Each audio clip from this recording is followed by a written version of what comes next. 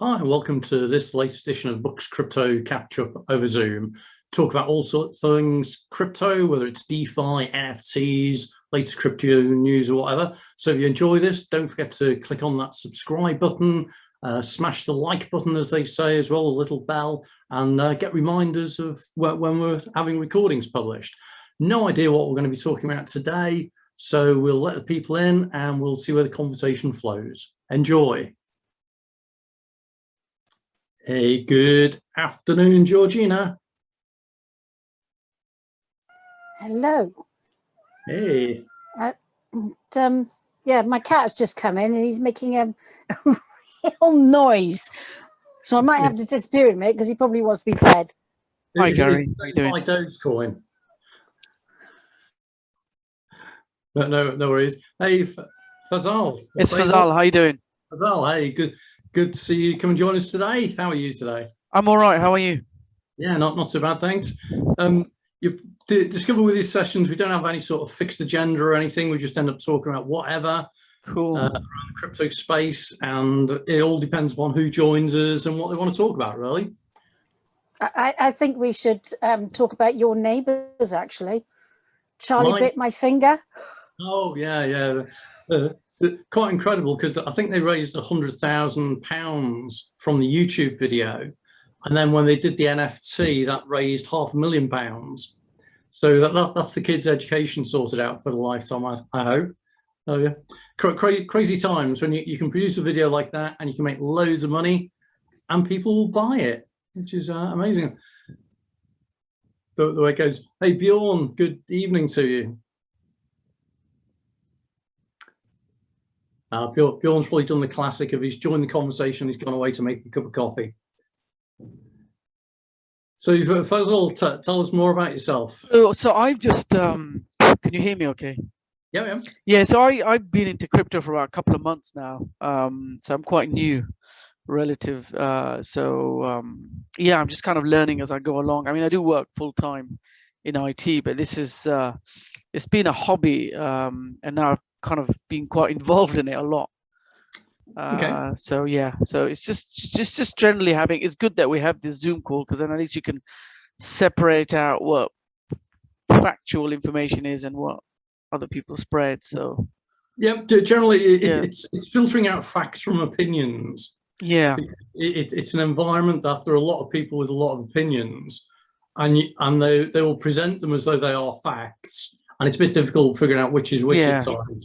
But at least if you've been looking into this space for a couple of months, it makes you pretty fresh, pretty new. Yeah, you've probably already started to learn a few things. I joined when it was at the high. Everything was, when Ethereum was at 4K, and everything was just going up. So I was quite new to it. And then suddenly, I think when we had the first dip, so a month ago, it really frightened me. I kind of panicked, and so this is where you kind of learn as you go along that this is kind of you got to have a good strategy, and plus in terms of whether you're trading or holding long term. Yeah. I think if you join it at the peak where it's really high, and then it collapses, you're actually joining at a really good time, because it makes you appreciate how badly wrong it can go. Yeah. Whereas if you join when it's low, you never know any better than it's going to the moon type thing. So I had a similar experience where I got interested in crypto. Well, I've been interested in blockchain, which is the technology behind it, since the mid 2010s kind of thing, 2014, 2015. Oh, wow. But I got into crypto through necessity, really, kind of 2017, which is when it was the previous hike. It made it up to about $20,000 in the middle of December for Bitcoin, and then it fell off a cliff at that point and collapsed. Where it was a great way that it makes you realize just how volatile these markets can be. So yeah, definitely it's one to watch. Hey Bjorn, you've joined us now. Hey there. Yep, I'm here, and I'm enjoying the weather. It's crazy, man. It's 23 degrees over here. In the past 6 weeks, it has only been raining, and today it's sunny. So I'm happy. And enjoy it. But usually in England, it's 23. Normally, it's just that we measure it in Fahrenheit rather than centigrade. Yeah, okay. Georgina gets that straight away. Yeah, I was also wondering, like, wait, 23? I think, Yeah. then I was like, oh, wait, Fahrenheit. Okay, yeah. I could see the cogs whirring as you're working out the maths on what that actually meant. Yeah. The last 6 weeks has been English weather over here, and that is not normal. So, Okay. Yeah. so I'm But happy.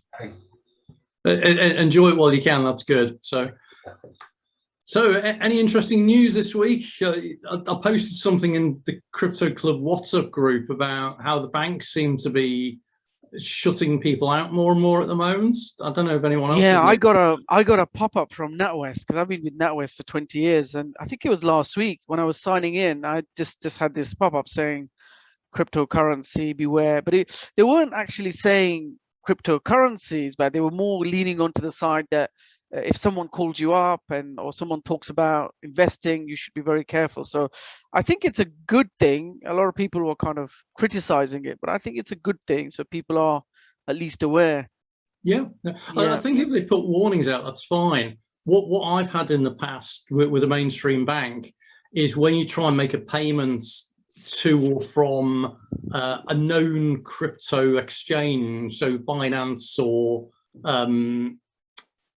blockchain.info or wherever, or Coinbase even, and they block the transaction and they say it's a suspicious activity. Yeah. It's like, well, okay, if it's a suspicious activity, speak to me about it.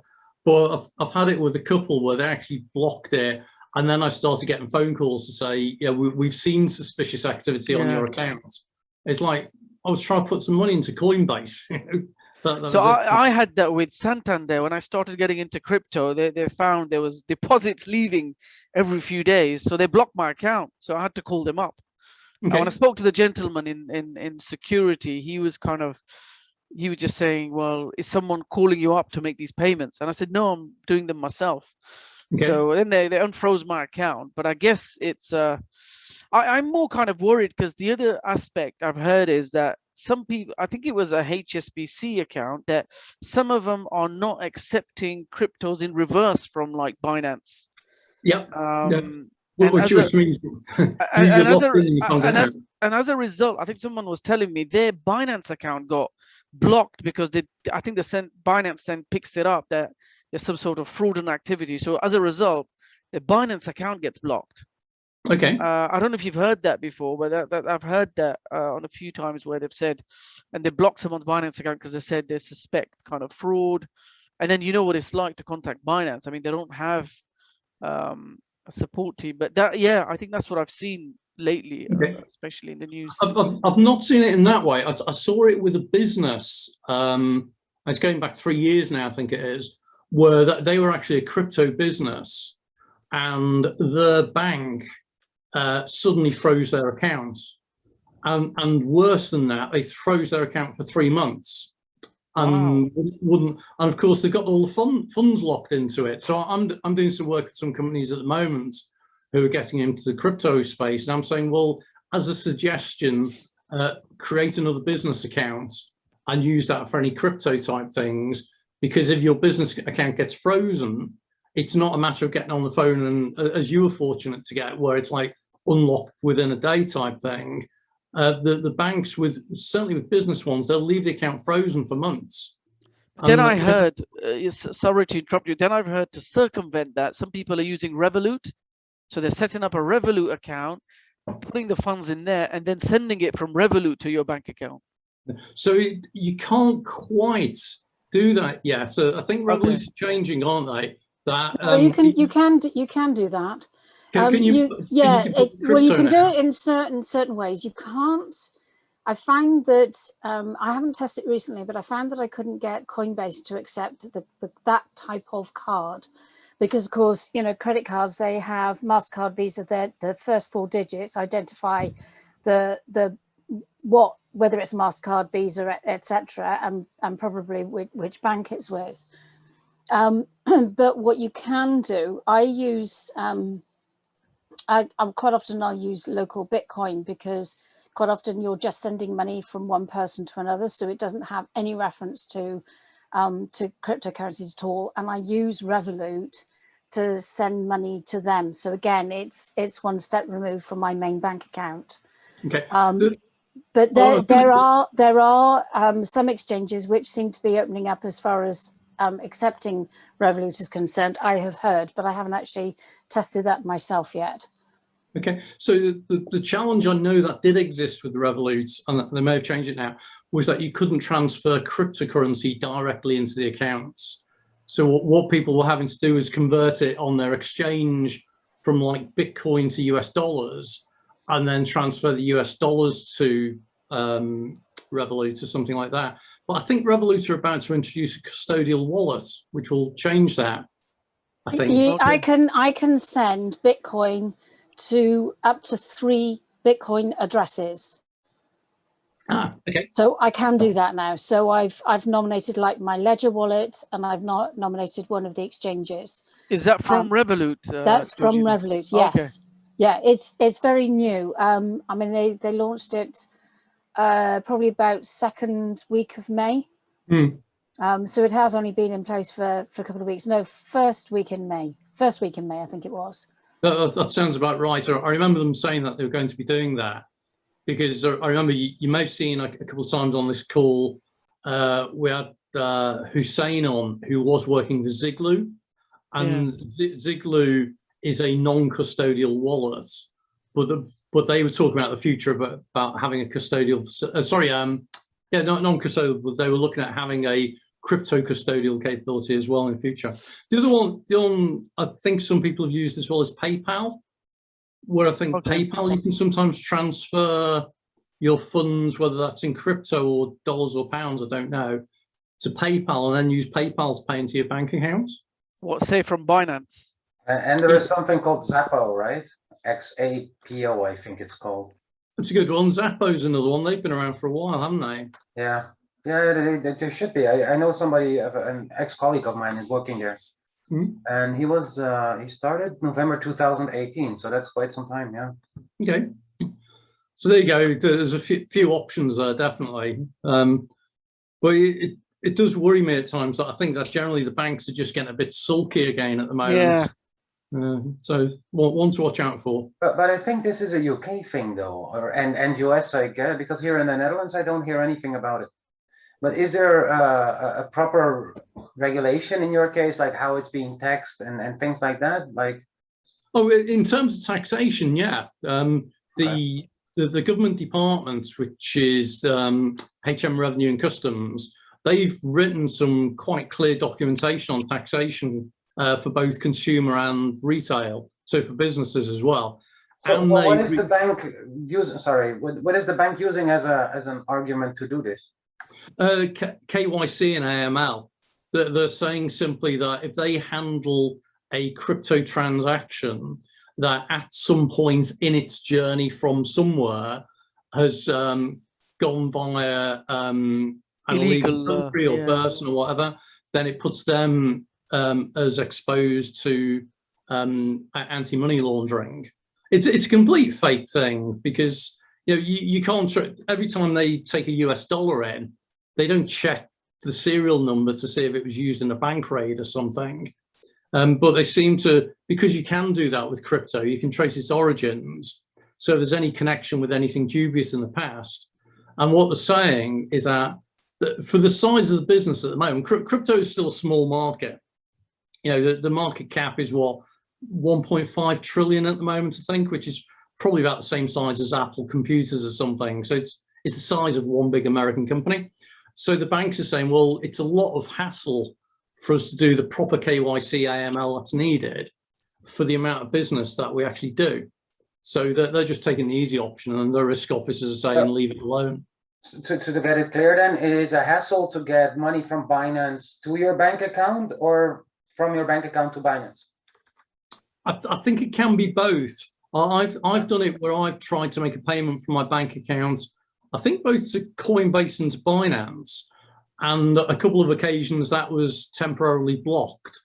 So I think what they might have is they have kind of like white lists and blacklists and like alerts. So if they see you trading with a particular account, then they'll either query it or they'll reject it. Okay. Yeah. I don't know. I don't know. Here I don't hear about that. I heard these stories in the past, not from the Netherlands, but also from the UK and from especially from the US. But I thought these days were kind of over. I mean, it doesn't make sense if that Well, you they should not were. get the money from criminal things. Okay, but that it was used in the past for something criminal.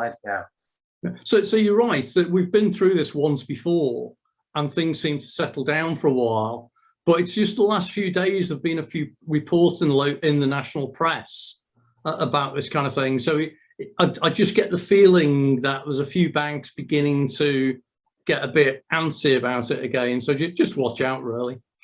But if that's the case, do you recommend we, I don't know, steer away from the traditional banks like NatWest or? It seems to be that the big traditional ones are the ones that are least willing to go into this space. So this is where people are talking about the challenger banks. So, you know, the Monzos, Starlings, this kind of thing. Monzos, I've heard, yeah. Yeah, but I think even with them, someone said in one of the groups earlier on, they'd had a problem with one of the challenger banks as well. So, don't know. Okay. It's just one of these things that every so often, I think the bank regulation departments or risk officers or whatever, I think every so often they just do a review of, you know, what business they're doing, what their exposure is. And occasionally they'll just go, no, we should stop dealing with that. And rather than writing to all the customers and saying, hey, just to let you know, that they just stop it. Yeah, or maybe if they see large transactions coming from Binance to your account, that might raise red flags. So that happens anyway with any transaction over, I can't remember if it's 5,000 or 10,000 pounds or dollars. Yeah, then that'll get flagged up anyway, which is why. And the thing is, they can check, is it going from, well, okay, no, because Binance is, of course, yeah, that is a trigger. Binance is a black box in that sense. I can send it to, if we want to transfer money, you could put it in your, no, we cannot. You cannot send from a hot wallet to a hot wallet, right? You can send wallet to wallet, yeah. In Binance. Yeah. And is it then still checked in the blockchain or no? Yes, but you're not going via an exchange. So you and I could physically meet up in a coffee shop. Oh, this I know, but this is traceability, right? This you can totally trace. But I was wondering, like, what is their excuse for this stuff, in a sense that they claim it's exposing that they're claiming it's exposing them to a risk of being associated with illegal activity. It's a cop out. It's a fake type thing, I think. Okay. I think it's showing their ignorance, to be honest. And I think I probably made a comment on one of the threads that, you know, banks, big organizations, governments, big corporations, they are massive ships. It takes a huge process to be able to change direction or to implement anything. And the joy about Bitcoin, of course, it's millions of little boats. And, you know, like a flock of starlings, your memoration, you say, okay, we're going to fly this way. No, we're not. We're going to fly this way. We can, you know, we can nip about all over the place. And the trouble is that I think that the banks and the governments are probably floundering because it's a huge amount of information to take on board. And of course, the Bitcoin community have been debating all these issues for a hugely, you know, for a massive amount of time. You know, I remember, you know, back in 2016 in the Bitcoin community, we were talking about fungibility, we were talking about anonymity, we were talking about taxation, we were talking about banks, we were talking about humanity, we were talking about, you know, cross-border transactions and the impact that it was potentially going to have on the financial institutions. And, you know, when you've got people in those discussions who know the banking industry very, very, very well because they've worked in it for a number of years, they know full well the kind of things that are going to be flagged up. And we've been talking about this for years, whereas the banks are only just waking up to the fact that this is an issue. Because for the last few years, they've been dissing it, saying, and dismissing it, saying it's not serious, it's a scam, it's fake, it's not sustainable, it's just another fad, it's not real. You know, it's a Ponzi scheme or whatever. You know, they've thrown all sorts of accusations, but that I think is just a sign of, again, of their ignorance. I think the other thing, though, is it does come down to, in some ways, for them to do their compliance processes costs them money. And, you know, whether that's dealing with a fiat customer or a crypto customer, it costs money. But the amount of business that they generate through crypto is probably quite tiny compared to their main business. So it's like, well, actually, do we want the aggro of dealing with this dirty little crypto thing? So, but rather than saying, you know, we're making a commercial decision that this is not a market that generates enough profit for us, they come up with all sorts of excuses of, oh, this is the spawn of cryptocurrency evil type thing. So, yeah. We'll see where it goes, but maybe it'll settle down. But it's interesting, Bjorn, you're saying that you're not seeing this in the Netherlands at the moment. So maybe it's something like the UK FCA about 2 years ago, they did write to all the CEOs of all the finance companies, and they did what was called a Dear CEO letter, which was they basically wrote to them all and said, Dear CEO, you know, you need to be aware of this thing called cryptocurrency, and it's there's lots of risks. It's not controlled, it's not regulated. You, however, are still obliged to do all the financial regulation stuff that we would expect you to do anyway. So please don't use it as an excuse. Did you see there was in the Netherlands there was a a lawsuit that was between Bitonic and at the banks or in the government. I'm not 100% sure at the moment. I can check if I can dig it up. Where yeah, the what do you call it? The Nederlandse bank. So the highest bank, the Dutch bank. I don't know what you also have, like a mother bank, right? In England. We've got the Bank of England. Well, yeah, I guess that's like we have the Dutch bank. And what the lawsuit was about is that the bank demanded higher or broader KYC of Bitonic, the place where I can buy Bitcoin and send them somewhere else, than what they would do of a regular bank.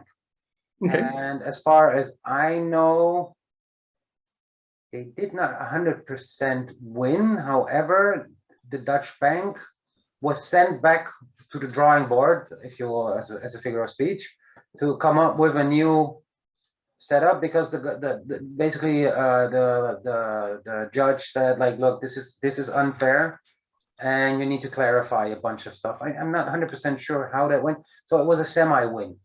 Okay. Right. So yeah, I think over here it's also really simple. I think it's taxed in box 3, which means where also shares and stuff like that is being taxed. So yeah, that part is pretty clear. I think buying and owning crypto. Okay. Yeah. It's bizarre as well, with Netherlands being part of the EU. You would expect there to be an overall EU mandate on this in some way, but each country seems to be adopting different approaches. I think the biggest difference is actually in the ICO level and in the how to put tokens to the market. As for buying them as a regular user or whatever, is there so many issues in other countries as well? Yeah, because of the risk that ICOs are treated as securities and as fundraising. And again, a lot of ICOs in 2017, 2018 were scams, Ponzi's, whatever. And so there was always the concern that they'd lose money. Because there were some countries, France was the weird one. France eventually produced some really clear guidance around doing an ICO in France, which was designed to protect the investor quite extensively. But what was funny about that, no one had done an ICO in France. They'd all done the ICOs in Switzerland, in the UK, Gibraltar, Malta, or whatever. So it was interesting that France had actually put in place all this regulation to control something. The Netherlands also has a regulation in a sense that there is an exemption in some way that up to 5 million, you can raise funds with, and I don't know the English term for that, but you know the crazy rule for if you want to be an investor, you have to have at least 50,000 euros because then that should be so much money of what you actually have, so that you have enough money to buy legal advice, blah blah blah. The security measurement. I think UK has that as well, correct? There's the concept of what's known as a sophisticated investor. Exactly. Yeah. But I think that mainly works in the USA. I don't think they've got a proper definition in the UK. But you're right. In the Netherlands, you also have something in that area. But the principle is that, yeah, you've got certain funds that you have up to a certain amount, and that you agree that you're not going to commit more than 5% of them or something like that. So in the USA, I think if you can prove that you've got on deposit, I think it might be $2 million or something, it's a number anyway, then that classes you as a sophisticated investor, which allows you to invest in more risky things.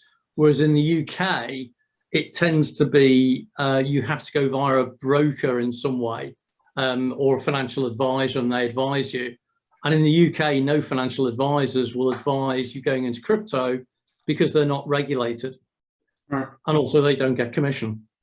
Yeah, let me send the link, let me see, in Team Crypto, about the lawsuit that was done. Okay. Against the Dutch bank. It was basically about the KYC being way too extensive for a wallet, a lot more extensive than it was for a bank account, for example, which is that, look, this is unfair. Yeah, we'll take a look at that then. So first of all, how are you finding the crypto world? You still learning about it? Yeah, definitely. So I've tried to, because initially I added myself to quite a lot of groups, and as you've seen, there's a lot of people on there that just ask. I think some questions are just beyond ridiculous, like, should I buy this? Should I do this? Or this, especially the I think the Dogecoin groups. I mean, some of those are just completely mad. So yeah, so I'm trying to kind of steer away from those type of groups and just go purely with facts. Yeah. And what's in the market. Yeah. And also some of the YouTube channels as well. You must have heard of Coin Bureau. I don't know if you heard of Coin Bureau. It's an English. I don't know his name. It's an English guy. He's really good. Yeah. He's good. Yeah. So I've signed up. I've subscribed to his channel. So that's really useful. He's very good, actually. He's very calm and just level-headed. He just gives you the facts. Yeah. So he's not like Ivan on tech then. I don't know if you know Ivan. He's I think he's a Swedish guy, and he's always getting really hyper. But yeah, I think I've seen some of his videos. It's just, yeah, some of those are really, especially when Bitcoin is about to crash or go up. Yeah, but he's trying to sensationalize it, because ultimately he's trying to sell his training courses. Yeah, and that's ultimately the goal, and there's nothing wrong with that. But yeah, he does go a bit extreme kind of thing of, this is going to go the moon, or this is going to crash. Yeah. No. But you're right that there are a lot of groups out there. The ones that are coin specific, as you say, like Doge, or there's another one which is Link. They're very evangelical, aren't they? If that's the right word. They just right. like it's And as soon as you start putting something in that questions it, you get thrown out the group. Yeah. Not all of them are like that, but there are certainly a good proportion of them. There are some very much more pragmatic groups that actually are very interested in the purpose of the coin or the token, and they're keen to understand the technology, the functionality. Yeah. And, they have got a genuine understanding of its value, and those are great. I mean, I used to belong to a lot of the pump and dump groups just to see what was being pumped. But actually, I then I ended up being added to thousands of the damn things. So I've actually withdrawn from that, and I now concentrate on. I've got a couple of groups that concentrate on TA, and that's really, I mean, that's hugely educational as far as I'm concerned. Yeah. And I watch people like Coin Bureau. Crypto Banter is quite good. There's a certain amount of hype, but you've got one presenter, he's a hodler. He looks for the good spots, the good investments, and why. And the other one is a trader, and he does real-time live trading analysis. So he'll send out a signal to say, you know, this coin is doing this. He mainly watches Bitcoin. And he will say, Bitcoin is doing this. We've got a 50-50 chance of it going either way. This is what I'm doing. I suggest you know, you can, if you want to invest, you know, this is the safe way to do it. And he's really good because it's very grounded, pragmatic, and you can see that he's got years of trading experience, that, you know, he's got a really good understanding of how to read the charts, and he's been pretty spot on. It's definitely worth staying away from the hype, because the hyped up ones, because the emotions run really, really high. They get seriously pissed off when things start getting dumped. And then it's panic, and then it's fear, and then it's greed, and then the whole cycle just goes on again, and it's exhausting. Right. And I was going to say, how long have you been, Georgine, in crypto yourself? I mean, since 2016. Although I must admit, I spotted it when it was $56 and thought, I haven't got $56. What, to Bitcoin? Buy. Yeah. Oh my God. And I thought, I haven't got $56 to spare on some random, strange, nerdy thing that I don't fully understand, because I thought you had to buy a whole Bitcoin at that point. And then it was $156, and everybody was saying, oh, it's a bubble, it's a bubble. And I was like, of course it's a bubble. It can't possibly be worth that much. Little did I know. But it wasn't until 2016 when I went to Bali and I met up with some really, really seriously talented and involved people who understand the technology, understand the functionality and the purpose of it. And they really, I had a major, major eye-opening education. Wow. And so did you start getting involved then, 2016, was it? Yeah, it was about, I think the cheapest that I managed to buy some, and unfortunately I had to spend it to live on, I think it was about $650 then. Wow. And it's like, you know, if only, if only. Yeah. And you'll get this. I mean, having lived and survived the 2018 crash, you do become a lot more pragmatic. And Gary was right. It's really good that things crashed early in your journey. Yeah. Because you get over those emotions. Because at first it's like, oh my God, this is really, really scary. Yeah. And because there's an awful lot of emotion in the market, you kind of get over yourself. And after a while, and people are saying now, you know, sending out tweets. So what do you do when everybody's full of fear? It's like, oh, go and make a cup of coffee and go and watch a film. It's like, you know, wait until it's all blown over, and then you can get back to it. Yeah. I suppose people say, is that, have you been, that's just generally asking, do you generally then buy when there's a dip, as people say, or do you just kind of wait till it goes back up? Or what, I mean, what's your strategy generally? Well, I mean, my personal strategy has definitely changed over the time, and I have bought in the dip, or what I've thought has been the dip, and then it's carried on going down anymore. And I thought, oh yeah, didn't quite target that right. But actually, I think it was the Crypto Banter channel. They said, don't buy on the dip. Never mind about trying to, you know, to get that last 5% gain. Yeah. Wait until it goes into the breakout. Once it breaks out above the moving averages, then you know that it's actually going up. Yeah, I've made that same mistake. Yeah, you buy and then it's just, I feel that someone's behind it. Yeah. Just knocking it down, and then you think I should have just waited. Yeah, there's a lot of speculation about things and other people being behind it, but that's another long conversation. Yeah.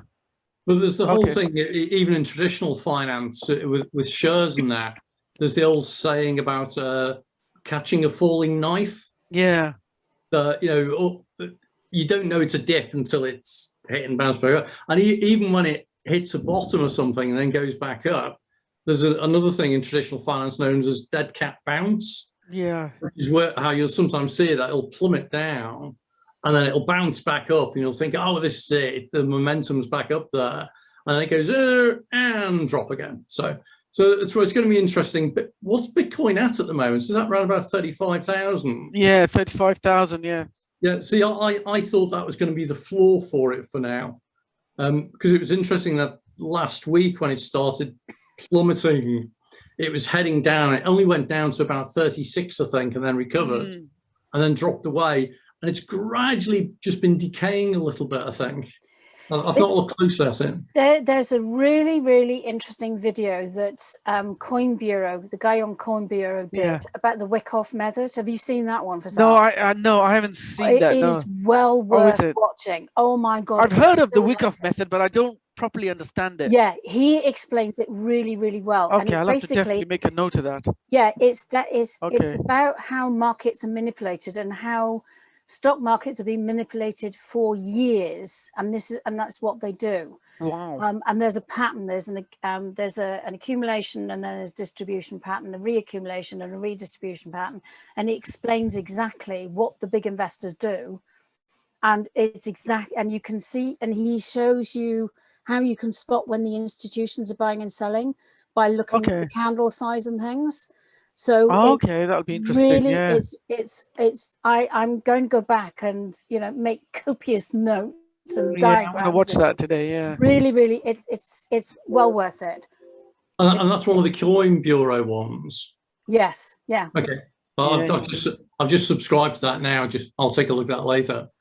It's very good. Yeah, he's very good. He doesn't he doesn't sensationalize anything. He just tells you it's factual information. So yeah. He's definitely worth a watch. I guess the other thing that's going to start picking up again now, because I've had a few people calling me, is actual physical meetups again as well. Because I used to go to a few crypto events in London, and they used to be quite interesting because people would be quite open and that kind of thing. But again, even there, unless they arrived at the venue in their Lambo, you never really knew just genuinely how good they were. That's true. Yeah. That was the joy of being in Bali, because the uniform was t-shirts, shorts, and flip-flops. Yeah, you couldn't tell. No, you couldn't tell who was from anywhere. It was brilliant. But you can see that this week there was the big blockchain conference on in Dubai, where it was the AI and blockchain conference. And again, everyone's really casual there, unless you're dressed as a local type thing. Then everyone's just. It wasn't quite jeans and t-shirts, but it was all pretty casual. But I think there were a few Lambos and exclusive VIP trips on yachts and that kind of thing for the those who are in the in crowd. So anything else happening this week that's of interest? Anyone noticed anything? What happened with Ripple? Anyone know? Because I thought the court case went through on that, or something happened with it. I haven't been following that, no. I haven't been following it closely, but I did notice that they're recruiting, and they're basically aiming to push it forward. There's some, I think that they challenged the SEC statement, but I can't remember exactly what was said. But it's feeling a lot more positive. Okay. And the vibe in certainly in the groups that I'm in is a lot more positive, because of them actually actively recruiting somebody to do a major marketing push forward. So who knows? Okay, because the other one that was in the news about a week or so back was about Facebook again. So I don't know if you know about Facebook, what was originally the Libra project, which is about them looking at a cryptocurrency in some way. Then they kind of changed it where they rebranded it as DM as the cryptocurrency name. Then they said, well, Facebook is actually only now part of the consortia. It's no longer the lead on it. So they're kind of like obviously trying to step back. But now they've just re-domiciled from Switzerland to the USA, which is interesting choice for a crypto thing. And then they came out with something the other day where they announced that now DM will be a stable coin that will be backed by the US dollar. So kind of like Tether, or an alternative to Tether. Wasn't that the original idea? Sorry? Wasn't that also the original idea? Well, no one really knows. I went through the original paper, and originally it was going to be a semi-stable coin, which was a basket of fiat currency. So it's going to be like pound, euro, dollar, a couple of others maybe. I think there were about 5 of them. Yeah, but I think they're saying now it's going to be US dollar backed or matched or whatever. But I wonder that's going to be interesting, because I can just see the thing ticking over in bankers' minds right now of, okay, that's a bit more sensible, but hang on, that means Facebook's going to be able to do a payment system using a US dollar equivalent without being a regulated entity. I can just sense that the banks are going to wake up to that in a few days and go, hang on, not too happy about that. So we'll see where that goes. Well, yeah, and that is then for services within Facebook or something, or I haven't heard that they wanted to reinvestigate it. I don't know, because originally some of the participants in the syndicate, or the group that they had, included, I think it was MasterCard, and several other payments providers. So it almost seemed as though it was going to go beyond just the Facebook domain. And I think a major telecoms provider as well. I can't remember the details now. Go check it out.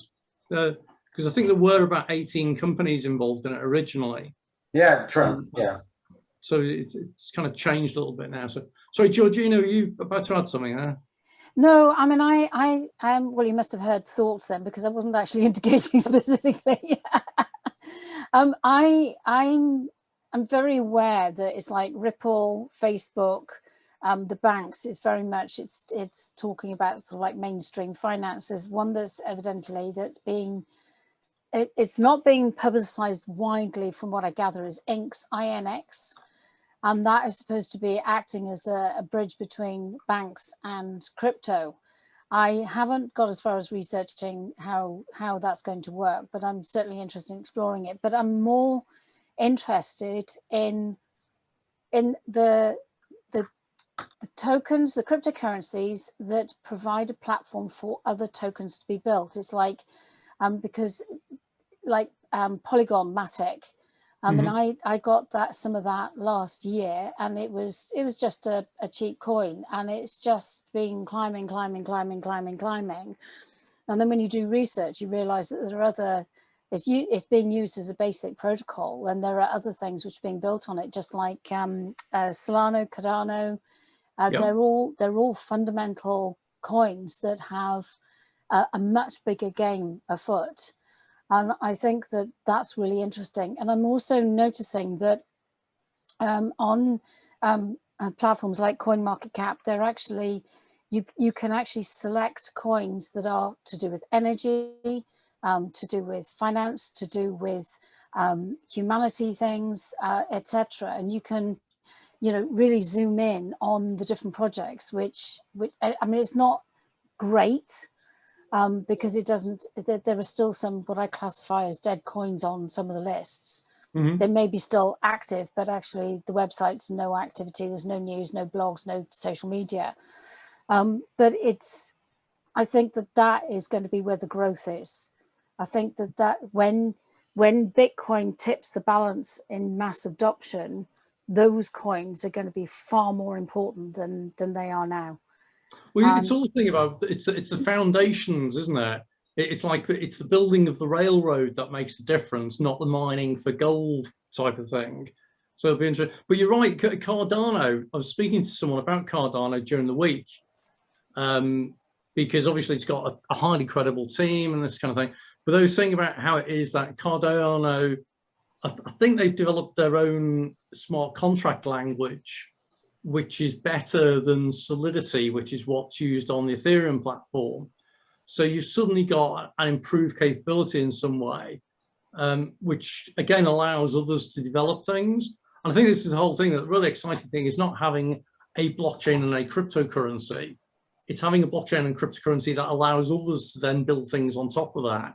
I think you're right, which is why I think, as you say, like Matic and Polkadot as well are the ones that people are keeping an eye on. So lots of things to watch out for.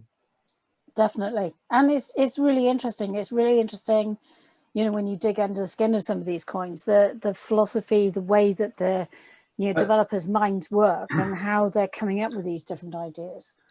How many more of these platforms do we need, though? When is it time to have actually products? So for the blockchain side of things, we're already getting that. just fairly small scale. I keep pointing out to people, I give talks on blockchain and insurance, and it's not about how you could use blockchain insurance, it's how they are using it already. So there's some live things on there. But in terms of something at scale, and you want something almost which is the equivalent of Bitcoin, but not for cryptocurrency that's been adopted. So you look at the EU Observatory, they're talking about launching a Europe-wide blockchain platform that would be used for all sorts of blockchain projects around Europe. Maybe that's something that'll get kicked off. But I think there's going to be loads and loads. It's like many other, you look at any other industry, how many car manufacturers do you need?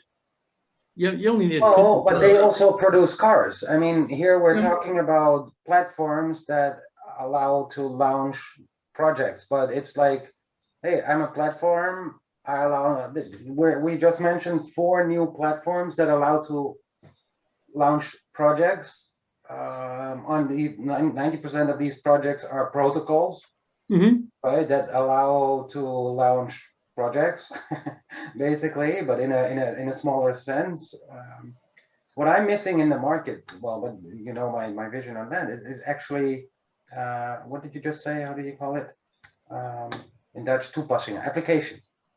Yeah, application level. Yeah. Yeah, that is what I'm really missing, actually.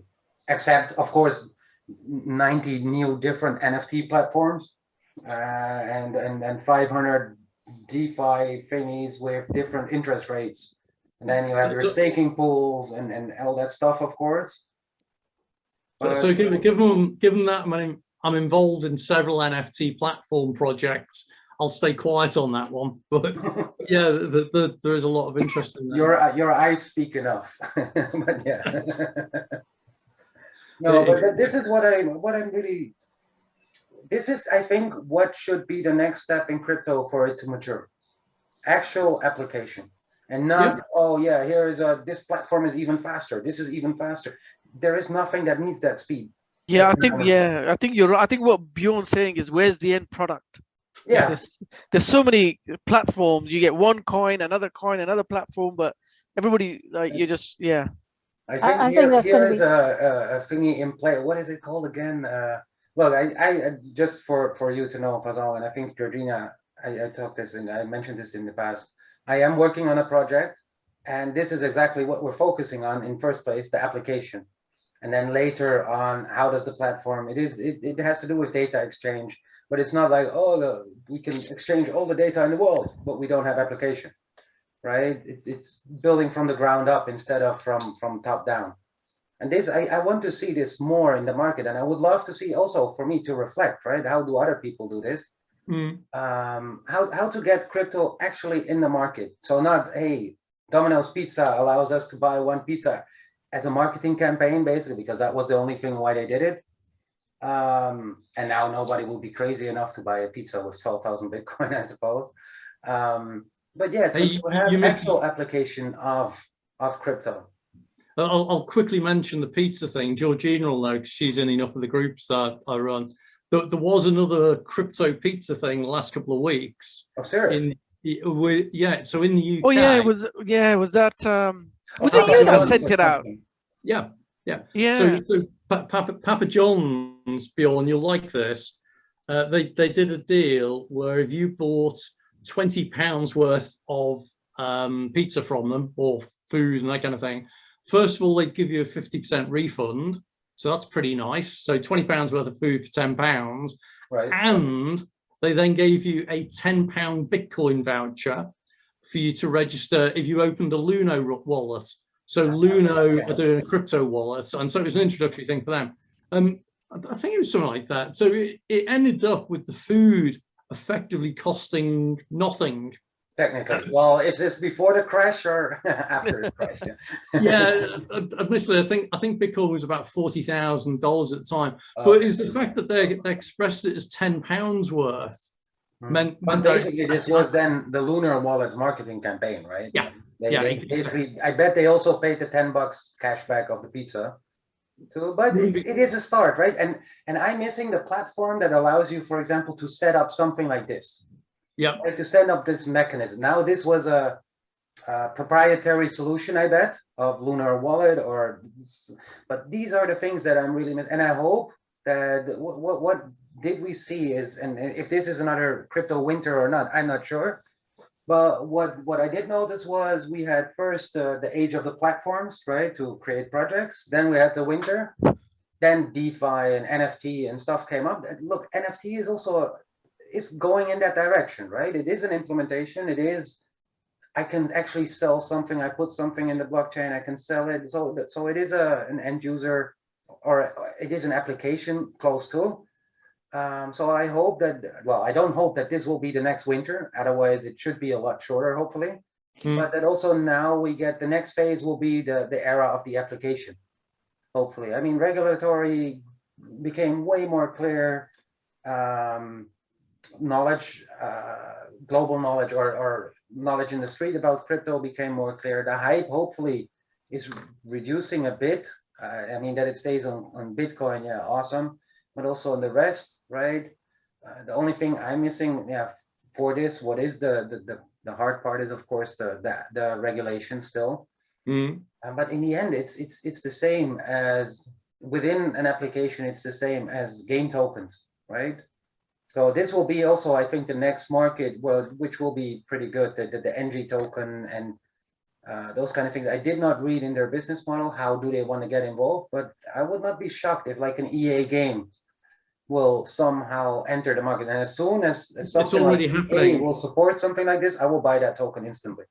So there's already a breakout of that happening. So you look at the NFT space, where initially it was just a craze around digital art.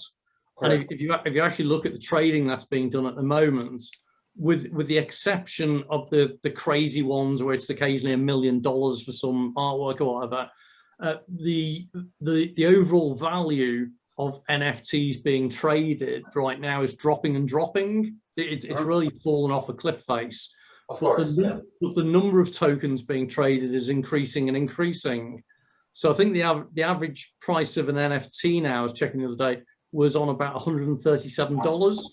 So it's kind of dropped away. So I think the digital art space is beginning to consolidate, and you're going to see the next big thing in NFTs, whether that's energy tokens or music tokens or video tokens or gaming tokens, as you say. A lot of the gaming companies, they've been doing virtual currencies for years. You know, there is one catch though, Gary. Which one? There is one catch in that. Yes, it is really interesting. I would love to see that. However, they have this already sorted, right? The only thing a token would add is the fact that the people can actually pay out, and games don't want the money to get out the system. So, right? so it's the ability to transfer utility across the platforms. So yeah, if I can buy a Roblox image or whatever, an avatar, and then put that into Minecraft, that would be quite an interesting kind of thing. So I see we've got Chris has joined us. Hey, Chris. Hey, Chris. Hi there. Sorry, it got delayed on the way home. Oh, no problem. We've been talking about all things. What's the trouble? See, sorry. If you see like EA games with what's that, Modern Warfare games, for example, right where you buy the weapons, you buy game tokens. Call of Duty. Yeah, exactly. You buy, you put money in the game, then you can buy a weapon in the game with the tokens that you get. Blah, blah, blah. This is all controlled by EA Games, so they want to keep this, of course. And within the player that I can see that we should look at is like Steam or Epic Games, right? To overlay the what are they called? The publishers, right? The platforms. That would be if one of those goes in, that you can get a token of Steam, and it allows you to buy stuff in Modern Warfare or in Minecraft or in whatever game you have, Civilization 6. That is the player that could really unlock the value of the token. I mean, EA Games or they would not want to, because then they have to share the money, right? The money can be pulled out of Modern Warfare and into Civilization 6. So that was an interesting thing that happened in the ICO craze in 2017, 2018, where people were talking about creating interoperable loyalty tokens And the idea was that you could go into Starbucks, get your Starbucks points. Yeah. That would give you Starbucks points, but you could then spend them in Sainsbury's or something. Oh, I was looking into the same thing, but they don't want this, of course. Well, no. This is the whole thing. As you know, my background's retail, and the whole idea of loyalty points is that you keep the customer loyal to spend in your store type thing.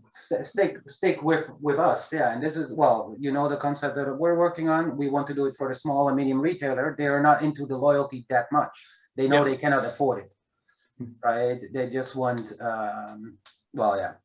So that is the market. The big ones, that will be a long time before they will do this. Yeah, that's fair. So, Chris, have you been watching the crypto markets all this week? Yes, it's sort of hovering around still, isn't it? I think we will get a bounce back up, but there are too many different stories going around at the moment and too many bad coins.